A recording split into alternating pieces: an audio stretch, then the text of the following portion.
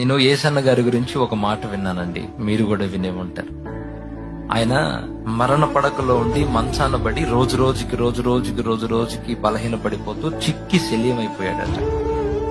ఎముకలు గూడైపోయి మంచంలో చావు బ్రతుకుల మధ్యలో ఉన్నప్పుడు ఆయన పక్కన ఉన్న సేవకులతో అంటున్నాడంట, అందరూ కలిసి దేవుని పాదాలు పట్టుకోండి. ఒకసారి గట్టిగా స్తోత్రం చెప్పండి, గట్టిగా చెప్పండి. ఆయన అన్న మాట ఒక దైవజనుడు చెప్తే నేను విన్నా.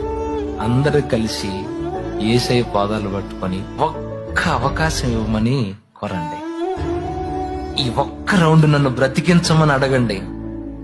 ఈసారి లేచానా రాష్ట్రాన్ని, దేశాన్ని ఒక్క ఊపు ఊపాలి మరొకసారి. యేసయ్య కొరకు కదిలించాలి ప్రాంతాలని, సాతాను కోటలు కోల్చాలి. అడగండి.